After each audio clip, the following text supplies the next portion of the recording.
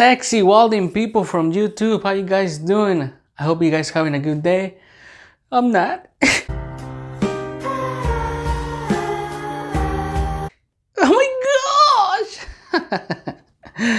Just kidding, guys. But like I mentioned in my last video, layoffs were pretty noticeable that we were gonna get laid off probably this week, and that's what happened. So in this quick video, guys, we want to show you what I do when I get laid off.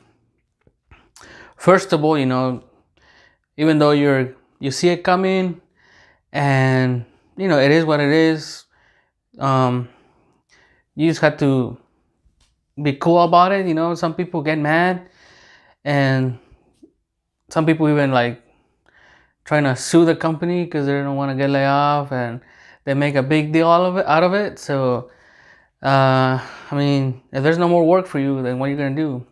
So what I do is just thank my employer. Sometimes ask them if there's more job coming up. Sometimes they'll be like, yeah, we'll probably call you in a couple of weeks, or they'll tell you no, not right now, or a big job coming up, whatever. You can always ask them if you want to keep with them. If not, you just thank them, thank you for the work, and see you on the road. Who knows, maybe we'll see you in a different project, different companies. It's a small world.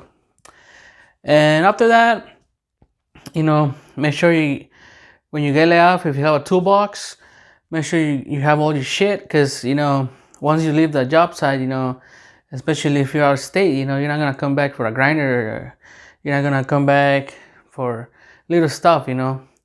So just make sure you have all your shit in your toolbox. And if you do have all your shit, grab your toolbox and hit the road. That's what I do. And make sure you don't have any stuff from the company, because most of the time they check your box anyways. They'll check your box, and you don't want to be like, oh, I forgot. I'll always, if it's not mine, I take it out and leave it there. All right. After that, if you're out of state, if you're close by home, usually like if I'm not too far from home, I'll probably, depending on how long the job was, if it was for 6 months, you can take a little break if you want.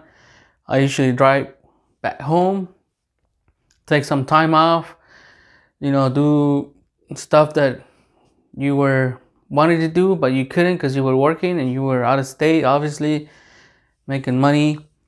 So like right now, in my case, I was working locally here in my state, so probably gonna do my taxes that I haven't done them yet. It's almost April, so I'll probably do that, and everything that I had pending, like stuff that I couldn't done because I was working, and doctor appointments, all whatever the case might be that you had to do, go ahead and do it now, unless you're not planning of working in a while. But I usually take 2-3 weeks off and start looking for a job and head out again, go back to the field. All right. And last but not least, guys, what I do when I get laid off also is make sure, if whatever vehicle you're using to move, your truck, your car, I do the oil change if it has to do oil change, tire rotation, whatever maintenance your car need, or your truck.